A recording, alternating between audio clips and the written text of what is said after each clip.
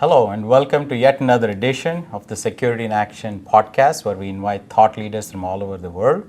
Today, I have the pleasure of having here with me somebody who's not just a thought leader, but a legend in her own right, both at Checkpoint as well as the rest of the industry. So, I have the pleasure of having here with me Dr. Dorit Dor. Dorit, Hi. Thanks for joining me. Thanks for inviting me. It's lovely to be here. So, 30 years at Checkpoint. 29 and a half. You're always with precise mathematics Yes. there, but how has this journey been for you? Well, it's really an amazing journey. I cannot say I predicted this upfront. We started around 20 people, and my scope was also very limited. And I had the pleasure to grow with the industry, with the ecosystem, with Checkpoint, diversifying my role, and also kind of seeking the attackers and how they evolve, as well as how the ITs and tools evolve in the world. So it's really so different than when we started in so many aspects. It's really exciting for me to kind of explore all this route of change. First of all, being 29 and a half years with one company is by itself, not something we see commonly today. But you started off as an engineer and you held different roles during this period of time. Talk to us a bit about some of these roles. You began the company in certain ways. So I joined Checkpoint to manage the R&D. Until that point, Shlomo Kremer, who was one of the founders, was managing the R&D, and we knew each other, and he brought me in to manage the R&D. Even though I did some programming myself, I even wrote the guide to inspect at that time. But I came in more of as a technology and R&D leader at a very small scale, so less than 20 people. And I think one of the most visible things were that things were moving very fast, and we needed to change ahead of the curve. So at every point in time, you had to anticipate the change that is needed and build yourself to the next stage.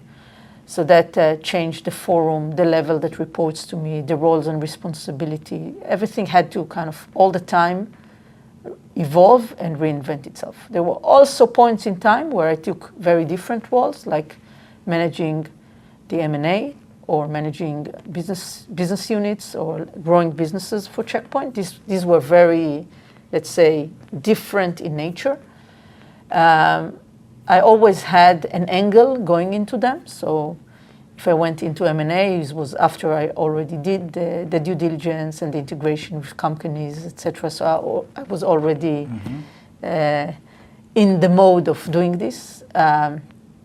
Going into the growing businesses was with my passion of product and kind of bring this growth into market. So in every new role, there was a lot from the existing capabilities and then taking it to the next level and really learning new stuff. I think it's important to understand that the new thing you take is not exactly the same as before, and you have to learn new stuff. So that's reality. In a way, I like it that you've made your life about constant learning, and each of these learning phases feeds into the other one, and you learn something new there. But you also worn these different hats. And today, when I talk to other such technologists in the industry, if you're leading engineering, sometimes it's very release-driven, quality control, new features, bug fixes. And on the other hand, you go in as a CTO, you are much more forward-looking, but sometimes it's harder to influence the direction of the innovation. So how do you kind of balance this, and what advice would you have for somebody in these roles as an engineering leader who wants to be strategic but is challenged due to the release nature of things, versus a technologist who's visionary but has to combine it with pragmatism? So I think there are different angles of this, but I'll start from the value it creates. I think that if you have the opportunity to integrate these roles into one, you get great benefit. Because if you do have the visibility of a product manager, the visibility of an R&D leader, and the visibility of a CTO, then you could have a much more effective roadmap and a much more effective workforce. Because some of the problems we have is that we don't do the right things, or we spend time on things that are not going to get out, or we didn't build the architecture from day one to support what we need. So the disjointment of the role has its own price. So not always it's possible, but if it's possible to have all these roles together, then there is a lot of value. But then you have to pay the price, and you cannot kind of overlook the price. So what is the price? You have to have independent voices. The voice that is leading product management from the market point of view is not the voice that is leading engineering from the technologies and kind of the technicalities and the operations, and it's not the same role as a CTO that want to bring new technology. And you have to have each of these functions speak its voice, and you have to have checks and balances. You can't just like go with one voice and ignore the other voices. So you have a responsibility. What I'm trying to say is, if you see the value, then you have to accept the responsibility to make sure you responsibly manage each of them. But if you decided that the value worth it and you responsibly manage each of them, now the question is the technicalities. And I think that the technicalities are rather easy. So sometimes in my career, I noticed that my calendar is managing me. Meaning I'd come in the morning, I'd look at the calendar, and I'd go where the calendar tells me. And after a while, I realized that that's not what I need to do. I need this chunk of hours to deal with like deep technology, and this chunk of hours to speak with customers or to do kind of product management, and this chunk of hours to deal with the operation. And I started to manage my own time differently. Doing this is not always easy because there are interrupts, but if you allocate enough chunks per what you need to do, there would be deviations and there would be some difficulties, but you will be able to manage it. I think some part is not to just flow with the flow. And you have to be intentional about it. You have to be intentional. You have to understand, A, that you have to give it a space and tell the people that you want them to speak their voice. It's true that you also manage the other people, but for them, you are that function. And for them, you are that function. And for them, you are that function. And you want them to speak up. And then you need to also dedicate the time and the attention. And the time for a CTO is different than the time for a CPO is different than the time for an R&D. So I think it has some price, but it has a lot of value if you're able to kind of. And if these roles are separate, I think the aspect of each voice speaking on its own is also equally important. Yes, so I think the alternative is not to have them all integrated into one person, but then you have to be very consciously working as a team and listening to the other voices. If each of us would work as a silo, it will not gain the values that we need in the modern world. There is like a whole flow between all these things that needs to influence each other in order for it to be an excellent thing. And we drive for excellence. Yeah, opinions can provide different points of view, but at the end of the day, it's about collaborative ideation and execution. So we've had a number of these customer conferences, and you've always been the first on the dance floor after the sessions are done. How do you kind of maintain this energy and motivation over this long 3-decade period, if you will? I think it's actually, there are two things that gets me going. One is the mission, and I truly believe that security is important.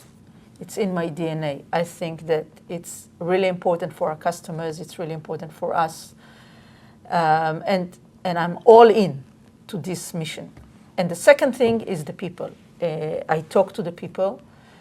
I create relationship with the people. People could be employees, partner, customers.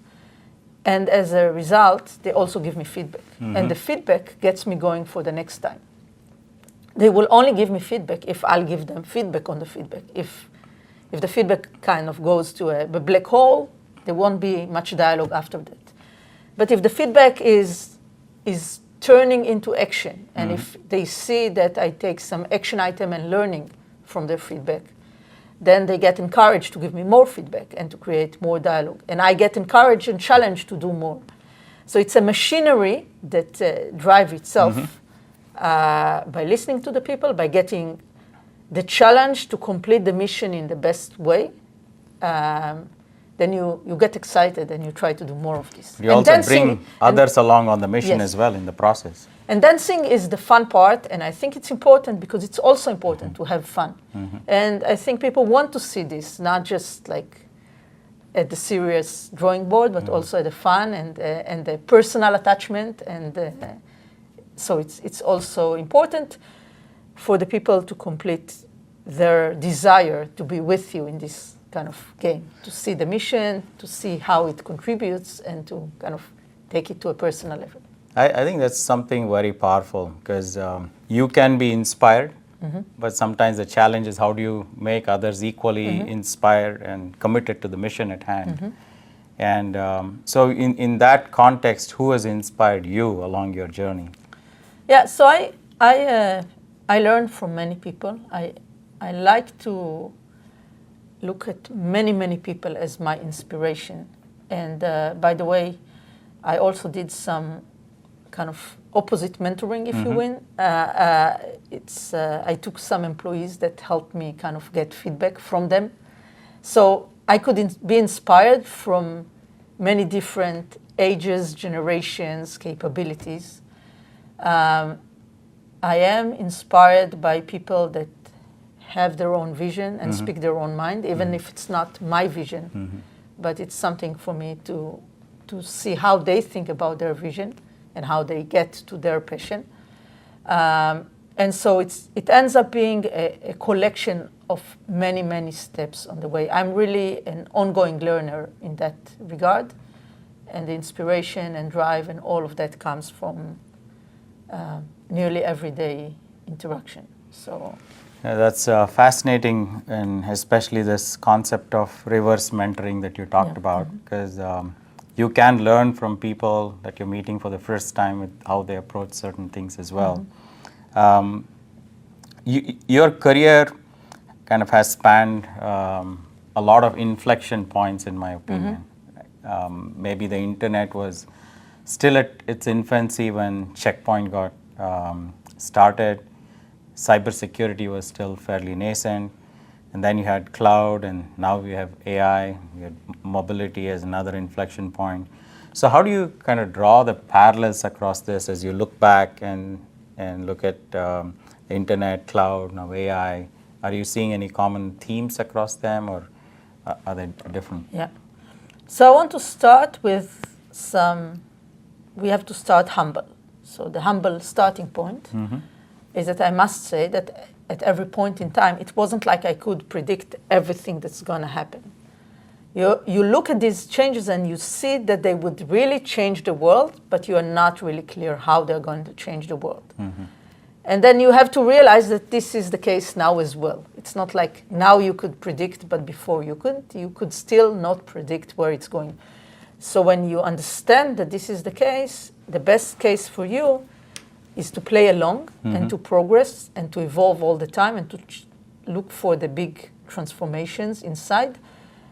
But understand that it's going to be a bit hectic and kind of moving between concepts because you cannot predict everything. So this is one thing, is the predictability of the transformation. The second thing is that it changes things. It's related to the first one, but it changes things that we didn't know we intend to change. It creates, the mobility created a new business model because now we have all the data on the phone, and we have the location, and we know a lot about the people, and we know about their desire. So we could now turn into completely different things with mobility, but it's not necessarily answering a question that we had before. It's not like we had a problem before that we would list the 10 top problems, and now we're going to solve problem 1, problem 7, problem 8. These were not even problems in our perception. It's the opportunity that got created. So over time, we create new opportunities with technology, which is not something we could even know that is needed. Once it's coming, it's a great realization. And the third thing is that it changes much faster as the time goes by. So changes that took quite a long time in the past are accelerating, and changes, if you don't look around, they may happen. And I like a fourth point on this, is that sometimes it changes with a trigger. The example I have is ordering food remotely in the US. People could order food remotely in the US, and you could watch the graph of how much that was done. And then all of a sudden, in 2020, it jumped. And it jumped because there was COVID. And once it jumped, it didn't go back. So there is an enablement of a capability. We could all do that for a while. And then there is a trigger. And the trigger could be external trigger, not necessarily something we know, that could all of a sudden make it a reality. The example of that in AI would be that we would prepare things for being autonomous, but for some reason we would not give the AI the keys to the kingdom, so to say, and we will not let the AI really run it autonomously. And then for some reason, maybe we'll have a massive attack, maybe there would be other reason for which we would say, today we want to activate this AI autonomously, because we really need it. And then you'll find out that tomorrow you are not necessarily shutting it down. Because the benefits outweigh the risks. You realized for like an unintended reason that it's really, so maybe you were too afraid before, but all of a sudden you had to test it. You realize that it's working, and now it continues. So in order to be present in the technological transformation, you sometimes have to be enabled, even though it's not like the main use case, because sometimes the main use case will arrive all of a sudden. Yeah, it could arrive serendipitously, but sometimes it might be an issue of timing. Yeah. Because I know certain technologies were invented before the underlying infrastructure for them, was ready, and suddenly it's a perfect timing for all of these forces to come together. So, you talk to a lot of customers, and I'm sure AI, Gen AI is really top of mind with most of these conversations. What are some of the top use cases you're hearing across the board? Yeah. So I think that the first difference of AI from other technologies is that it's not just an enhancement of technology, but there is a lot of discussion about replacing humans. So all of a sudden, it's all on the table. You could go do things you didn't think before you may consider kind of doing by replacing something fundamental that humans were doing. So it goes to productivity on one hand, but it also goes to the amount of results that you could have, like how do you do research differently, or how do you bring security differently, or how do you achieve something that was not achievable before. So there is, how do I do it more effectively, and how do I achieve kind of new stuff? But everything is on the table. So one of the simplest examples that shows some challenge is to replace services. If you had something that was a manned service, it's very easy to measure how much you are replacing it with AI, and you could probably replace some significant part of it with AI, maybe not all, but some significant part. But you should drive to replacing not like 10% improvement in efficiency. You should drive to replace like significant portion with AI. The second step after doing this is a whole economical discussion.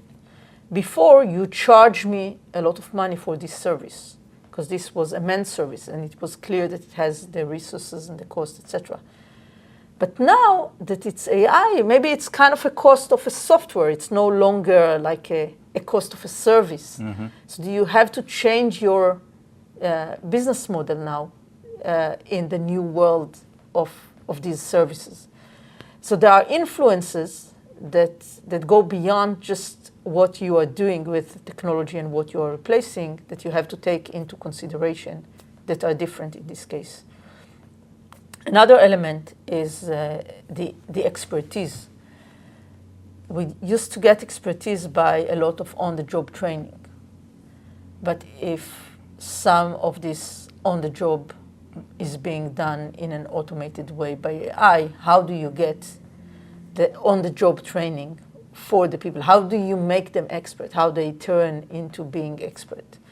We have to realize this kind of jump in skills and jump in capabilities, because it's not gonna, people are not gonna wake up one day being expert. Something got them there. I mean, this is So we could use AI to get them there, but these are all new things that we need to take into consideration. And do you see these being debated in enterprise environments, C-level boardrooms? Because there's certainly the productivity angle, which I don't think anybody disputes. But there's also the security angle, which is top of mind. There's the data angle. And we perhaps went down this path with automation previously, where there was gain in productivity. There was an issue about replacement, and then they were comfortable in terms of lower value, higher value tasks. But now I guess it's more about who's actually taking the decision.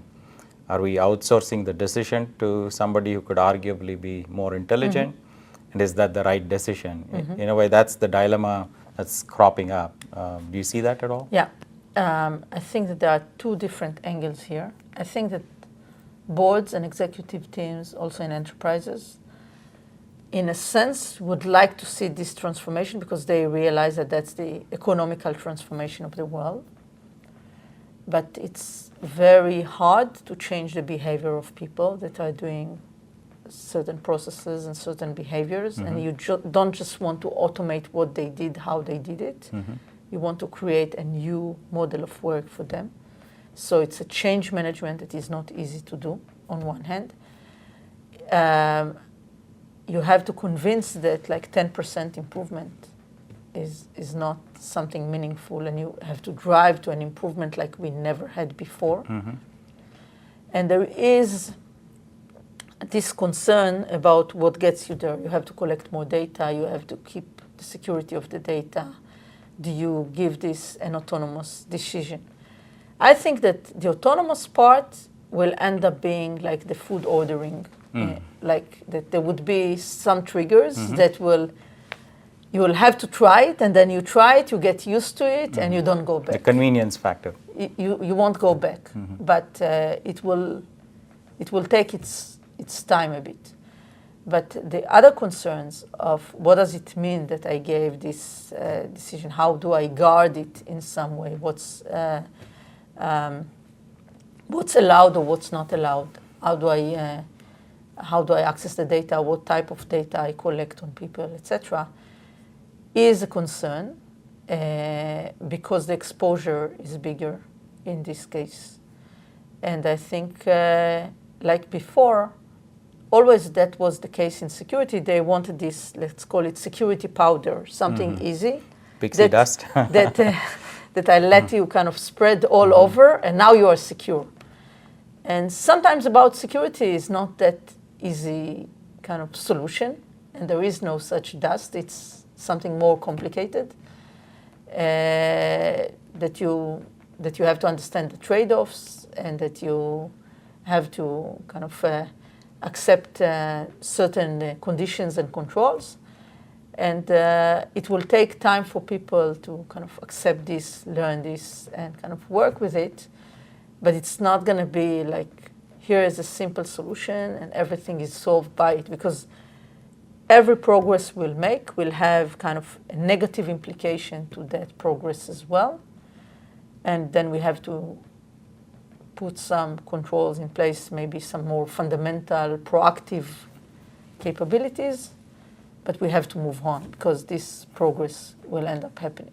So do you see security being at the front end of the conversation, or is it an afterthought? Because if I look at, let's say, DevOps as an example, the whole aspect was how do you go with agile in release engineering, but security wasn't at the front of the conversation, and then you had to bring in DevSecOps. But even then, it was an afterthought. in many organizations. Is that changing here with AI at all? So I think it has to change. It's two different questions, whether it has to change to is it changing. I think some people realize that it has to be proactive because this afterthought always work much less than if you build it into the process and into the thought process. So this kind of gluing shows up and there are more holes in it and it's not as secure and it has many of its own issues. So it has to change. And it's changing in the sense that some organizations are changing it and some are not. But I can't say it's changing due to AI. It's kind of a realization. The more cyber is an outspoken word, the more it would change. But it's not because of AI or cloud or something concrete that it will change. It will change because we will understand that we will build the organization and the architecture at day one, because this is going to be a requirement for us. And in the case of the technology, what is used for is not what's driving this change. There's also data sensitivity at play here, which is top of mind. A lot of regulatory requirements as well. Yeah, I think the problem with regulatory requirements is that they would always shoot for a lowest denominator. And I think if you set up your own kind of rules, what's needed with the data, you'd be better off, not just looking at the regulatory requirements. And there is a problem with data. And we come to realize when it becomes our personal data. The business data, we don't always notice it as much. So maybe one of the things that could help us kind of build it from the ground up is if we apply the thinking that we see on our own data to the same learning and care and concern that we have on our own data, on our own life, to the businesses and to the other people's data. This is something we actually have an opportunity with AI, because AI does apply to us personally as well as it applies to kind of to the businesses and to the customer data and to other data. So if we develop the sensitivity on our AI, on our data for our own usage, maybe it does kind of transform the thought for data that we have in the business. Yeah, it's a good way of thinking about privacy and reverse consumerization, if you will. Yes. Speaking on that vein, a lot of enterprises went through this journey to cloud on cloud native applications, and it was a different business model, consumption model, collaboration model, and there were a lot of mistakes made and some learnings as well. Do you think with AI there are certain learnings that could be applied from the cloud journey to the AI journey? Yeah, so I think I'll take one example for a positive learning and one example of something that should happen differently. So on the positive learning, one of the things that happened is that there was a realization that it has to be kind of a cloud first would be always different than a cloud second. So that if you build up a team and you let them think as a cloud first team, you will end up with a very different process and result than if you just take a team that does what it does and kind of transform them into the cloud. And it doesn't necessarily mean that this extreme works, but you have to go through this learning to understand how to be effective in using the cloud. So part of the reason that got us better into cloud was these cloud-first teams that educated us how to do cloud. And the same thing should happen with AI, because you should drive everybody to use AI. But the AI usage that you would get from your existing teams would always be a bit different than the depth of usage of AI from an AI first team. I'd also say secure AI first team, meaning that they use AI securely. And that you have to have some of these experiments ongoing with AI kind of native usage in order to apply good learning to the organization. So I think this is like a positive learning. Gartner was using the term of bimodal IT at that time when this came about. Yeah. So in a way, it's a similar structure. Similar structure because you have to learn this in a deeper way. The thing that may be different, I think, is the role of the business owners. We were always dependent on technologists, and even in the cloud, so there were these DevOps and there were these technical people and technical groups and technical expertise that were needed. With AI, the actual best positioned people are the business owners, because they understand the problem they're trying to solve. They understand the data. They understand if the answer they received from AI is good or not good. The world of now transitioning your feedback for an implementation by a technical team is not going to work in the same way.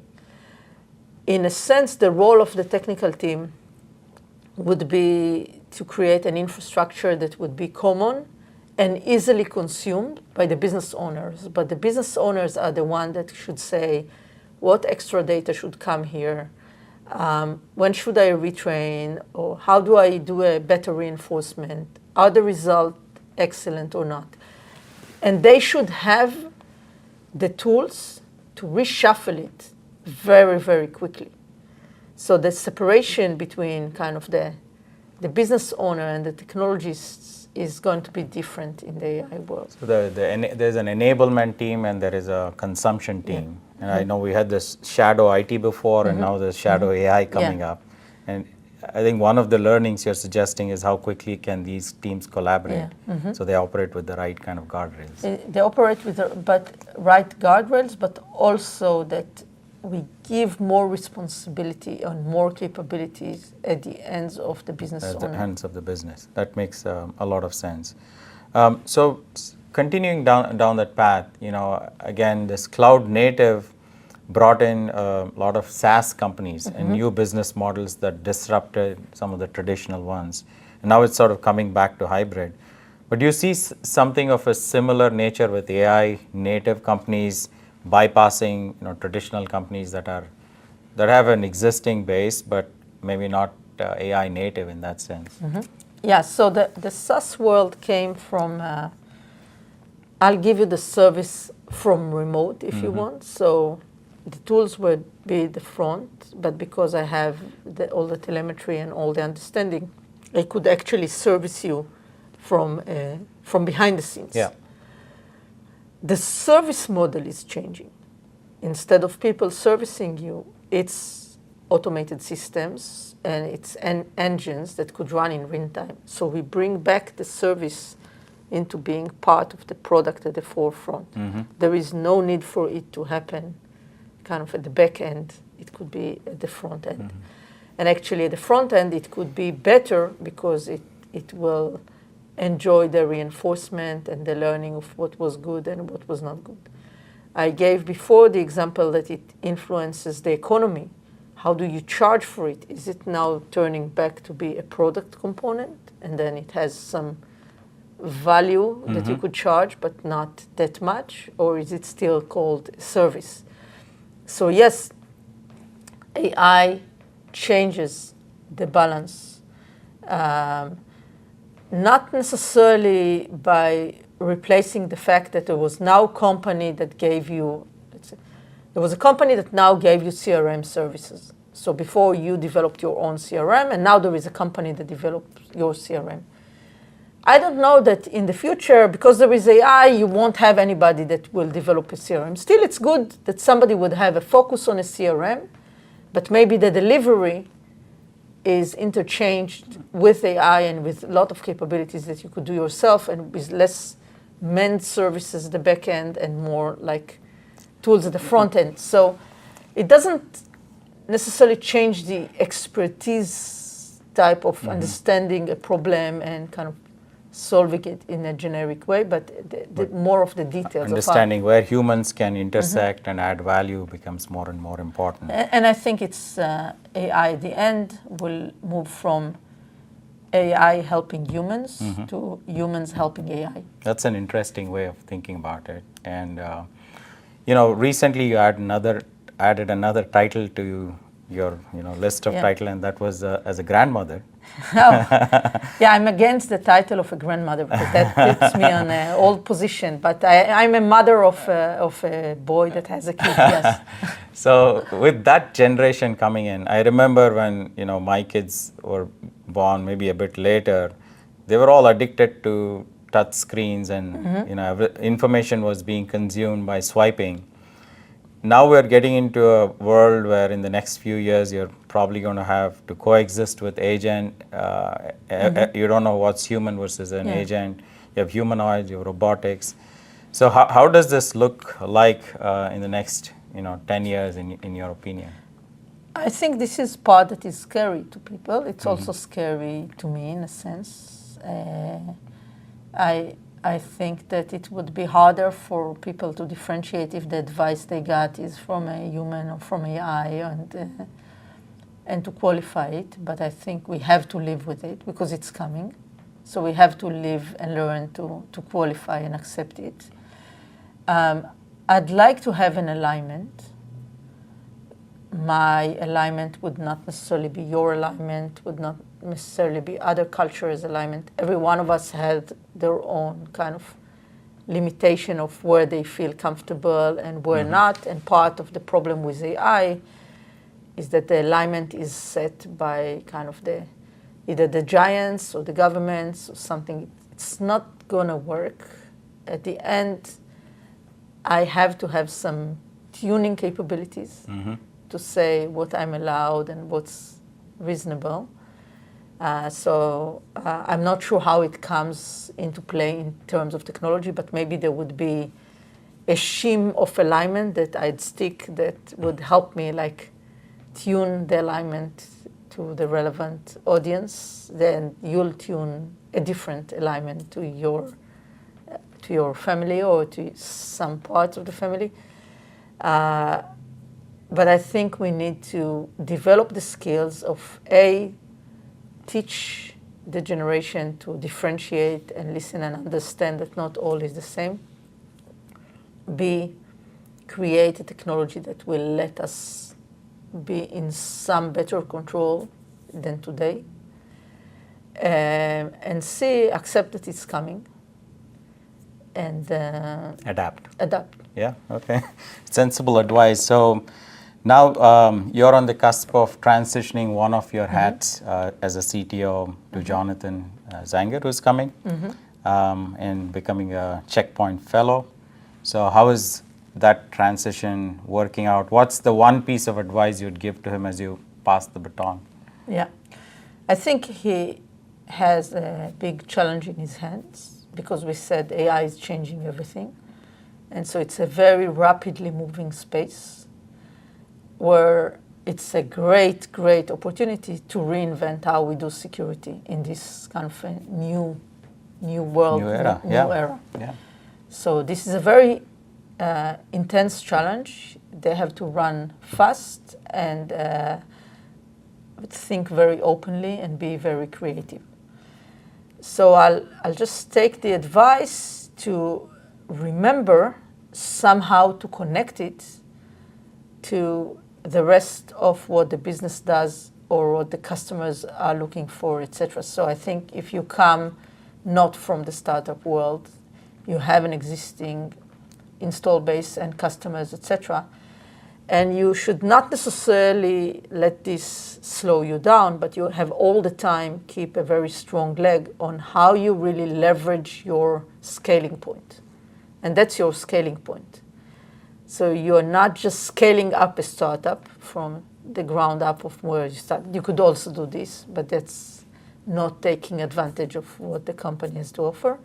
I think he has to think about how to scale it with the capability that the company has. It doesn't necessarily mean that everything has to work in the same way, but find the parts of the usage, of the message, of the introduction, of the value that combine the world and gets you to a different place. And the second is that, as we said, the world is moving fast. We don't just personally know what's coming. So be very open and listen to the ecosystem, to the world, to the customers. Listen to the subtleties because these are important. The very quickly they will turn into realities. So be a good listener and move fast. Sound advice. And what do the next few years look like for you, Dorit? I'm very excited about the technology changes in the world. I see many changes in cyber. I see complete transformation with AI. And I'm excited about quantum technology that I think is coming also.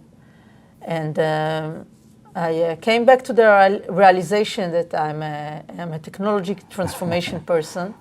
And what I really like is seeing everything from the technology turned into impact. So the range from developing it to creating a solution out of it, to going to market, to scaling it up. And I'm going to just try to work with the different ecosystems and different people in the industry in different stages, because I think it's really intriguing to see all of this happening. And I'll try to find the points where I could make a difference for people to use this. Well, thank you, Dorit. You've always been an inspiration to many across the industry, and certainly for people like me. And I hope you continue to keep doing what you're doing, inspiring others, and provoke people into much more creative thinking at all times. I just want to thank you for joining us in this podcast, and we'll tap into your wealth of knowledge, periodically. Thank you very much. I look forward. It's an exciting world. Actually, 5 minutes already passed, so probably the world is already different, and we could start over again. All right. Thanks, Dorit. So that was Dr. Dorit Dor, and I just want to thank her for her time with us, and we'll bring other guests on this podcast series soon. Thanks for watching.